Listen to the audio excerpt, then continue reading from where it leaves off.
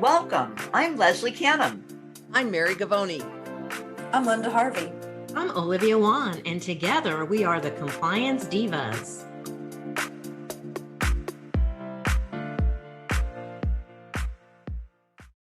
Welcome to the Compliance Divas podcast. I'm Mary Gavoni, and I'm going to be the moderator for this episode today.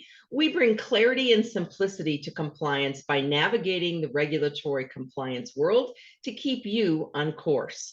You can subscribe to the Compliance Divas podcast through your favorite podcast channel or on our website, thecompliancedivas.com.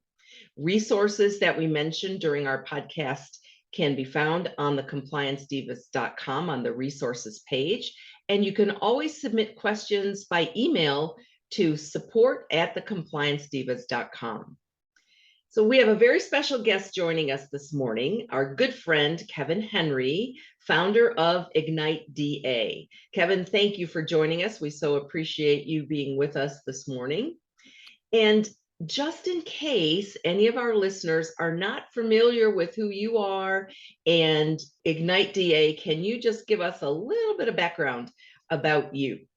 Absolutely. And first of all, it's great to be on with you all. And I so appreciate everything that you all are doing for the dental industry. As Mary said, my name is Kevin Henry. I've been speaking to dental assistants around the world since 2005. Founded IgniteDA in 2014 in the hopes of providing a place for dental assistants to be educated, empowered, and enlightened. That's what we always like to say. And lucky enough to go out and be in so many dental practices working with dental assistants to not only remind them of the important role they play, but also help push them to be better. And I think that's what we're all about here. And one of the reasons that we all get along so well and talk about dental assistants so often. So thank you so much for having me on. Great. Thank you, Kevin. Linda, will you start us off? And I have a question for you and Kevin together, that dentists are obviously struggling to fill staff positions right now. What are you seeing, Linda and Kevin, in terms of dental assistant job openings, and what are dentists doing to fill them? That's such a great question, Mary. There's so much that Kevin and I can share with you on this topic. So what we're seeing is that dentists are hiring individuals that don't have any dental background. And I know Kevin's going to have some stories on this for us as well. And there aren't enough dental assistants to fill the shortage. I have some local clients that have several years ago opened up their own dental assisting school here in Florida. So they have a small number of students that come through. So there's still not enough, even in my geographic area.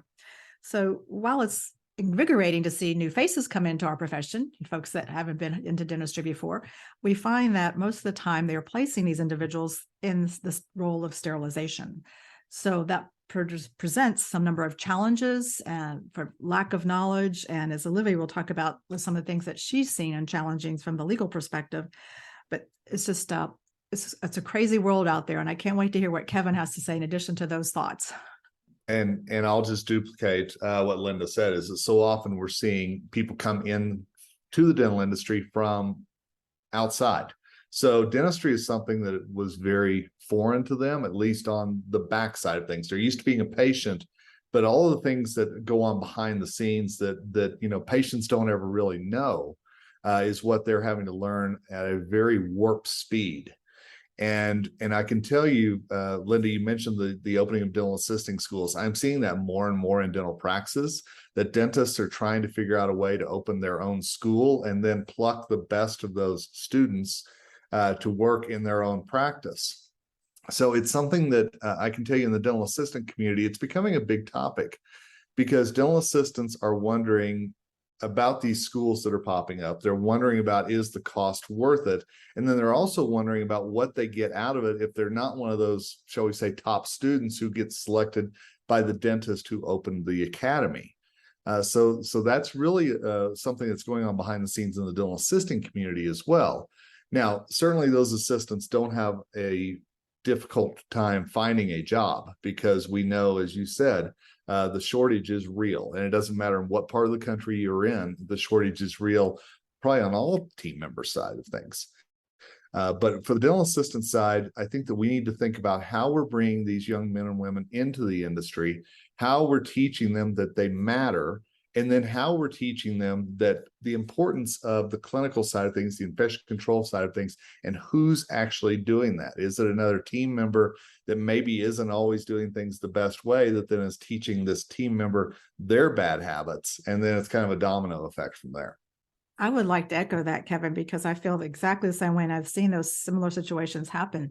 While the dentists are opening up a dental assisting school that meets the standards in each state, it's not usually the same type of standard you expect from the American Dental Association Commission on Dental Accreditation, which we see at our community colleges, where dental assistants take a 9 or 12-month course and really learn a lot of the science and background, because it's a lot more than just knowing how to throw some instruments into an autoclave and turn on the dials and look to see if the pouches have turned colors. There's so much more information that needs to be behind that, because the doctors have invested a lot of money in their equipment. And without the proper upkeep, there's issues with maintaining it and protecting the lifespan of the equipment. And then also we have the whole patient safety issue, not to mention the worker issue, when a team member who's new to dentistry doesn't even know what hazards they are facing. So a lot of challenges there. And I would love to see our doctors, Kevin and Mary, that open up their own schools, provide ancillary resources for their students and graduates, membership in OSAP, taking additional courses like through the Dale Danby, and where they really get some, foundation of outside of the information they're learning in the classroom at their school, and outside the information they're learning in any externship that they have, because again, they're only learning what that office does. And a student is not going to understand whether or not that office is doing things the best way, whether they're following the manufacturer's instructions for use, or whether there's any science behind it, or whether it's a practice that's just doing something because that's the way they've always done it. So a lot of considerations there. Thanks for asking, Mary.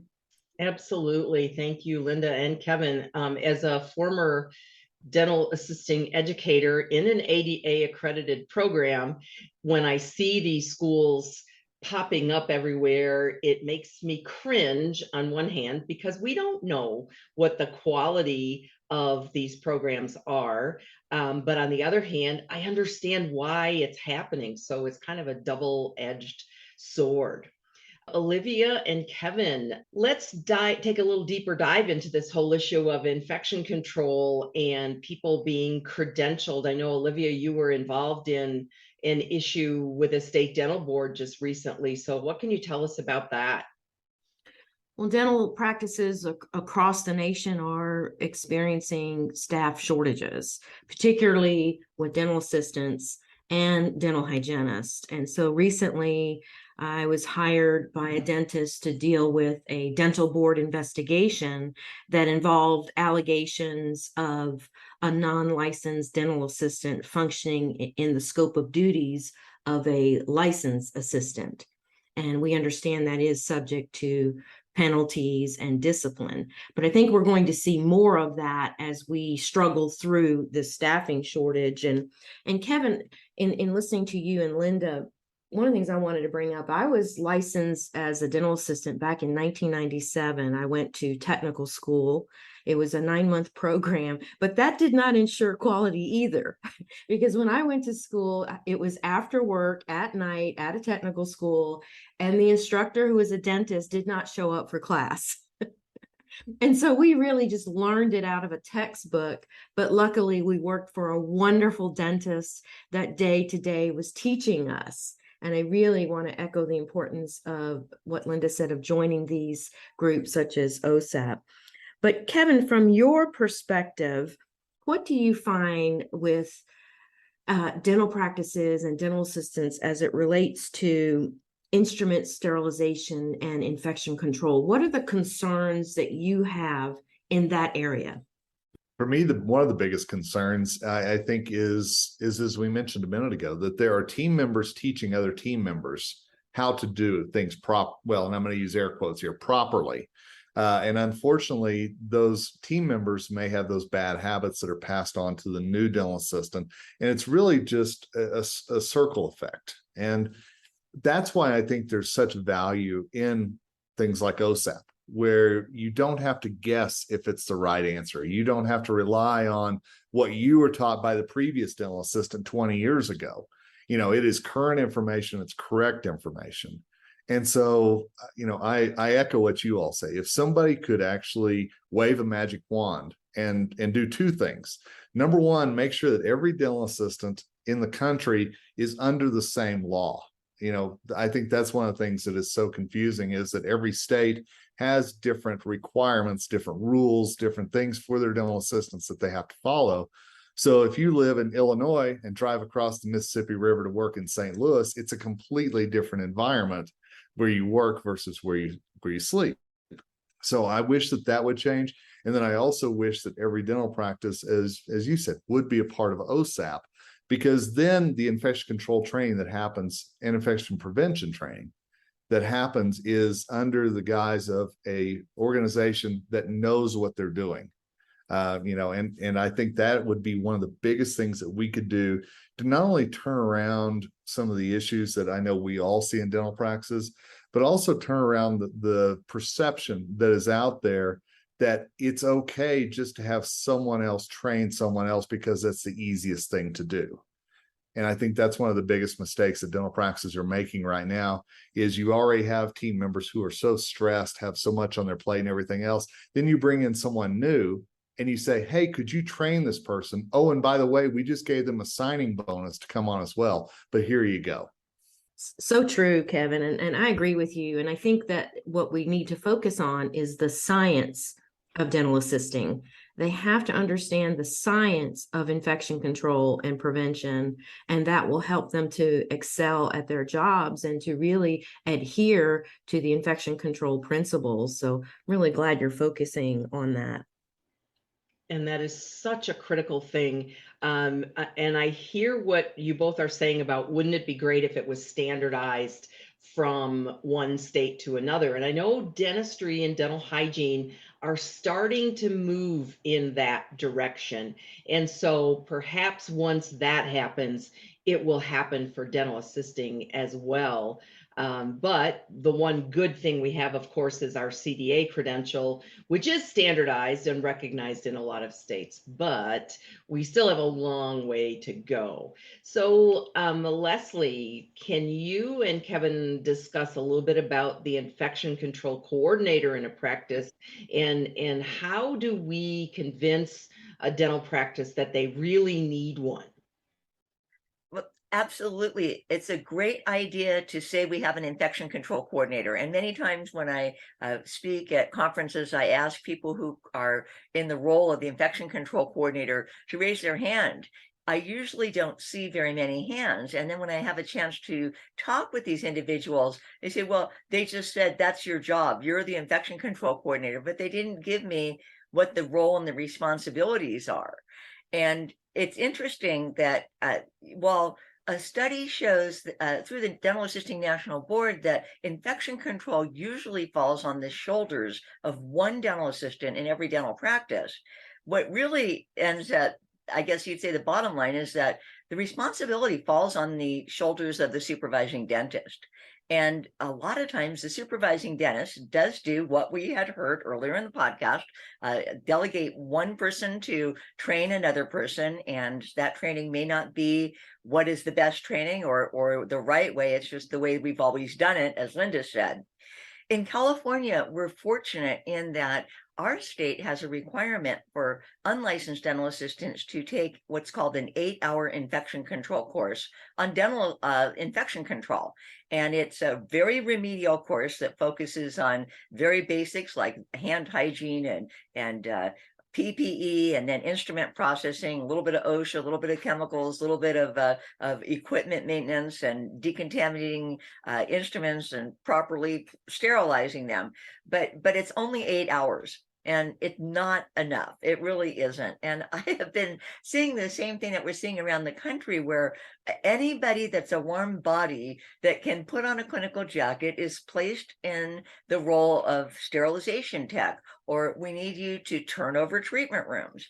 And I've even seen kids being brought in by their parents, college kids sometimes, that are brought in to help out because there's such a big need. I had a good time in one dental office in San Francisco where it was a brother and sister dentist that owned the practice, and they both had kids. They had a boy and a girl, and so we had brother sister cousins that were part of my 8-hour infection control course, and they were college students, so they really grasped the concept and were able to learn quickly. But I'm a little concerned about what they'll do once they're turned loose in that dental office. Are they actually going to, really be able to understand the basic tenets of placing those instruments properly in the sterilizer? And are they going to forget or overload?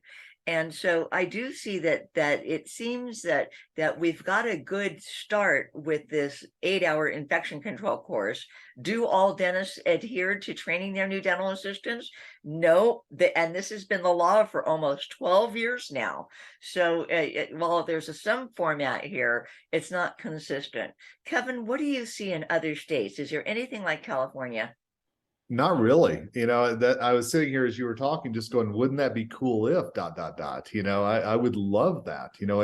In my home state of Colorado, it feels like a little bit of the Wild West sometimes whenever it comes to dental assistants and bringing them in and what they can do. And I think that what you said a minute ago about, well, that's part of my job or that's part of your job. I think that that's a big perception issue that we have to battle with dental assistants is number one, just saying, well, this is what you do, so go do it. And a lot of times I know, talking to dental assistants, they're the ones that actually have to go out and figure out how to find the resources to make that happen. That's why I bang the drum so often with about OSAP in my talks as well, because there's so many assistants who A, don't know where to find the resources, and B, don't know that OSAP exists. So that's something that's very important to me. And I think the second thing that we have to battle a little bit is the fact that a lot of these assistants come in and it's almost viewed as a stepping stone job. It's almost viewed as something that all they're doing is preparing for, well, maybe you can get into hygiene school. Maybe you can do this. Maybe you can move up front and help up there. And I think that we've got to turn that perception around that dental assisting is important. And part of that dental assisting job is being the infection control coordinator and really giving them that responsibility and letting them take that ball and run with it. Of course, provided that the dental practice helps them with resources, helps them with learning, things like that. I think that that's a very important thing for us to do, is to give these dental assistants responsibilities and let them know how important their job is. And Kevin, it's so easy to provide some of these free resources. I'm telling all of my infection control courses, all of my lectures, wherever I speak now, to utilize the free CDC resources on the website, particularly the dental settings, the infection prevention and control in dental settings, building the safest dental visit, where someone can learn to actually be an infection control coordinator, and can get a slide set and some speaker notes so that they can actually lead the way for, well, even if they're the newest dental assistant, they have the tools to conduct a format of training. And then, of course, there's the ability for team members to get that infection prevention and control certificate, the collaborative through OSAP and DANVI. And so each dentist who's ultimately responsible should say, this is basic boot camp training for our practice here. Sit down and read the summary of infection prevention and control from CDC, and then take this building the safest dental visit. And then we're going to give you a 1-year member. In fact, we're going to pay for your OSAP membership, and we want you to read the bi-monthly newsletters and bring that information, book report it back to our practice. We'll set aside some time at our staff meeting to talk about infection control, or at our morning huddle. And there's so many ways that a team member can be empowered to do this, even if they are on the job trained and don't have a formal dental background. That is so true, Leslie. Thank you for all of that. Well, I think one of the things that has to be discussed is kind of the elephant in the room, that even if a practice is fortunate enough to be able to find team members, find people to join their team, the emphasis on patient safety and infection control has to come from the practice leadership. And so if the doctor doesn't value infection control as a basic concept of their ethical responsibility to their patients, then it's not something they would necessarily emphasize with new team members. And I think a good example of that is the almost the complete lack of onboarding of employees in dental practices. I always say, and Kevin and I, you have discussed this before, you hire them on Friday, we throw them to the wolves on Monday, and what happens in between is almost nothing. And so we have to find a way, and maybe it's the five of us keeping on beating the drum and getting the message out there about how important that is. So, Kevin, any final thoughts for us as we close out this podcast? One of the biggest things that I hope happens and that I, bang the drum on as well is I hope the dental assistants actually talk to each other. Find those people in the community where they can ask what's going on in their practice, how they do things, what are they hearing? Because I think whenever dental assistants can talk to each other, they can learn that maybe what they're doing in the practice isn't up to the standards that it should be. And it'll hopefully inspire them to ask some questions and make some changes. And I am a big believer that anybody in the practice, including dental assistants, can be a leader, but they have to actually have the courage to say, what about this? Could we try this? I heard this. And that's where I think that we have to invest in our dental assistants and let them know, A, they're important, and B, that we'll actually listen to them if they come to us and say, what if? That we're not just going to blow them off. We're actually going to say, okay, let's talk about that. And I think that when a dental practice can actually open up those lines of communication and be willing to change, whether it's in infection control and prevention or anything practice management wise, I think that it's really important that dental assistants know that avenue is there. Absolutely. Thank you so much, Kevin, not only for joining us on this episode, but for all you do, as you said earlier, to elevate dental assistants, because they tend to be sort of the stepchildren sometimes in the dental practice. They don't always have the education and the credentials, but they're such vital key team members. And again, because they're responsible in so many cases for infection prevention and control, we need to help them to feel more confident in who they are. So thank you to our listeners. Please join us for our next episode. Remember that we bring clarity and simplicity to compliance by navigating the regulatory world to keep you on course. You can submit questions by email to the compliance support at thecompliancedivas.com. And if we have some resources for you for this podcast, we will include them on our resources page on our website, thecompliancedivas.com.